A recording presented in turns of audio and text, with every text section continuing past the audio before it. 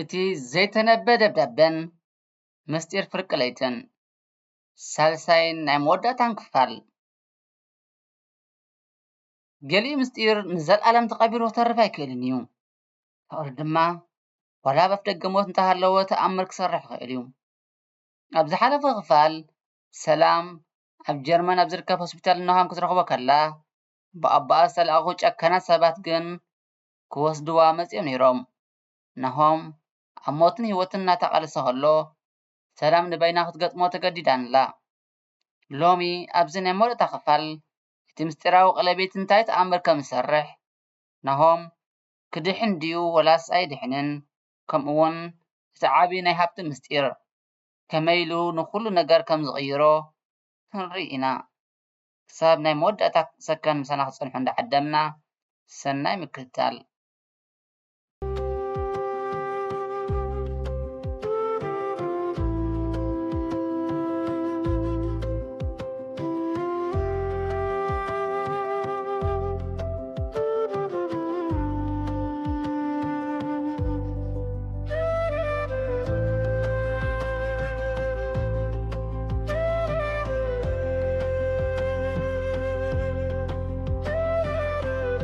እቶም ክልተ ጨካናት ሰባት ንሰላም ብሓይሊ ስሒቦም ካብቲ ክፍሊ ከውፅዋ ፈተኑ።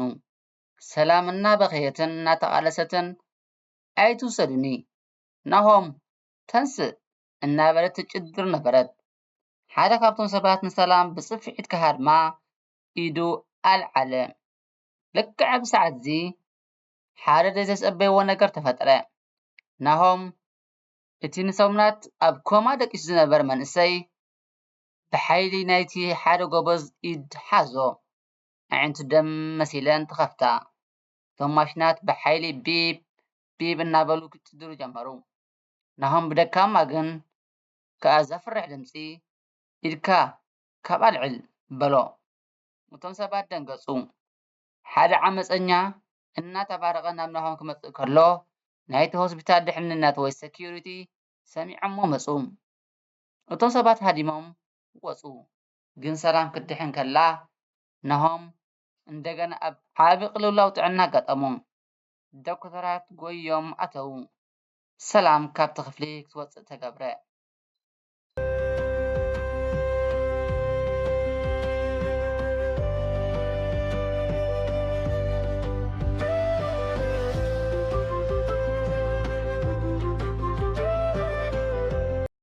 ሰላም ኣብ ግዳም ኮፍ ኢላ እናበኸየት ከላ ነቲ ናሆም ኣብ ኣፃብዑ ዘእተወቶ ቀለቤት ጠመተቶ።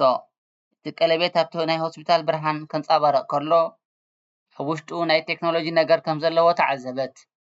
ነቲ ቀለቤት ኣውፂኣ ብደገ ክትምርምሮ ከላ ሓንቲ ንእሽቶ ቁፅሪ ሲርያል ኮድ ረኸበትሉ። ብቅልጡፍ ኮምፒተር ከፊታ ነቲ ቁፅሪ ኣብ ኢንተርኔት ክደልዮ ጀመረት። እቲ ቀለቤት ተራ ወርቂ ኣይነበረን። እቲ ቀለቤት ኣብ ስዊዘርላንድ ኣብ ዝርከብ ዓብዪ ባንክ ናይ ሓደ ዲጂታል ሳንዱቕ ዲጂታል ቮልት መፍትሕ ኮይኑ ረኸበቶ። ኣብቲ ሳንዱቕ ዘሎ መረዳእታ ኣቦኣ ንኣቦ ናሆም ከመይ ገይሩ ከም ዘገደዶ፣ ከመይ ገይሩ ሰነዳት ከም ዝሰረቐ፣ ከምኡ እውን ኩሉ እቲ ሕጂ ዘለዎ ሃብቲ ብናይ ናሆም ስድራቤት ደም ዝተገዝአ ምዃኑ ዘርኢ ናይ ቪድዮን ሰነድን መረዳእታ ፀንሓ። ናሆም እዚ ኩሉ ነገር እናፈለጠ እዩ ንሰላም ኣፍቂርዋ።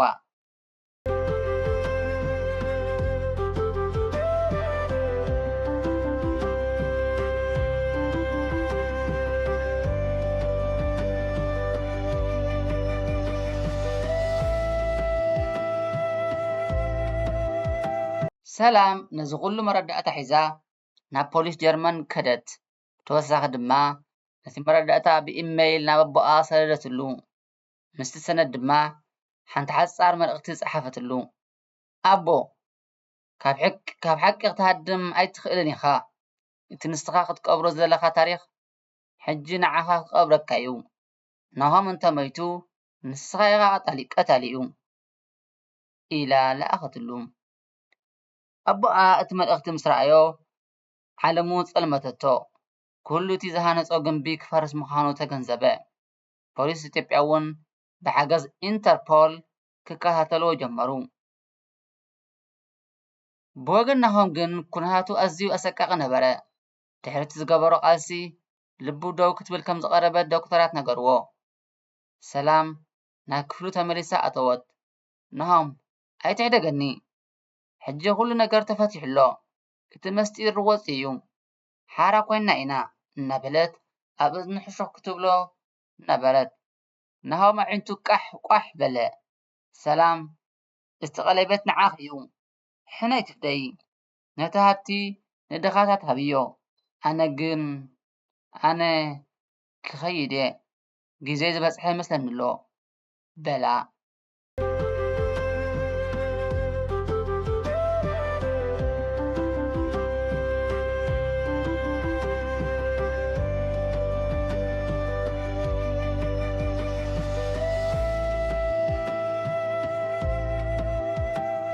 ድሕሪ ሓደ ወርሒ ኣብ ኢትዮጵያ ናይ ሰላም ኣቦ ኣብ ቤት ማእሰርቲ ኣትዩ ፍርዱ ይፅበ ነበረ። ኩሉ እቲ ዝተሰርቀ ሃብቲ ድማ ብሕጊ ተወሪሱ። ኣብ ጀርመን ድማ ኣብ ሓደ ፅቡቕ ናይ ዕምባባ ስፍራ ወይ ጋርደን ሓደ ሰብ ብዊልቸር ተቐሚጡ ኣሎ። ካብ ድሕሪኡ ድማ ሰላም እናደፍኣቶ ትመፅእ ኣላ። እቲ ሰብ ናሆም እዩ። ናሆም ካብቲ ሓደገኛ ሕማሙን መጥባሕቱን ብተኣምር ድሒኑ፣ ዋላ እኳ ገና ደካማ እንተኾነ ህይወቱ ግን ተመሊሳቱላ። ሰላም ስለምንታይ ኢኺ ኩሉ እቲ ዝተረኸበ ሃብቲ ንድኻታትን ዘኽተማትን ዝኸውን ማእከል ክኸውን ዝገበርኪ ኢሉ ሓተታ።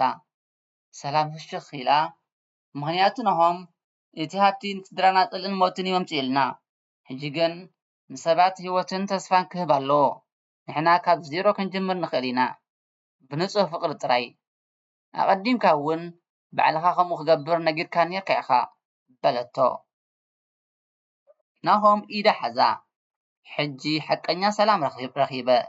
እታ ደብዳቤ ኣቦይ ፀሓፋ ኣብ መወዳእታ ንዓኺ ኣምፂኣትለይ በላ።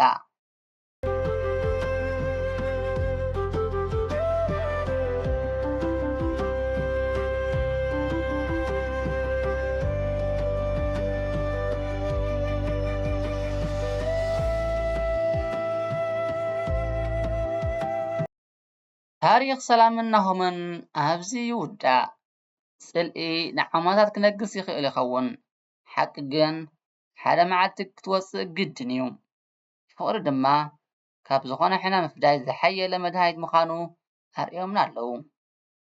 እቲ ጥንታዊ ቀለቤትን እታ ዘይተነበድ ደብዳቤን ንኽልተ ዝተሰባበራ ስድራ ቤታት ኣሕውየን ኣለዋ።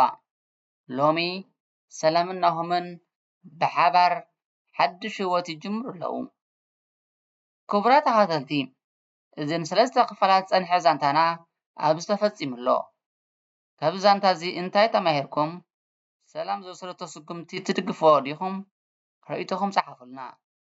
ነዚ ቪድዮ ላይክ ብምግባር ንኻልኦት ኣካፍልዎ። ሳብስክራይብ ምግባር ድማ ኣይትረስዑ። ኣብ ቀጻሊ ብካልእ ሓድሽ ዛንታን ካልእ ዝተፈለየ መደባትን ክሳብ ንራኸብ ሰሰናዩ።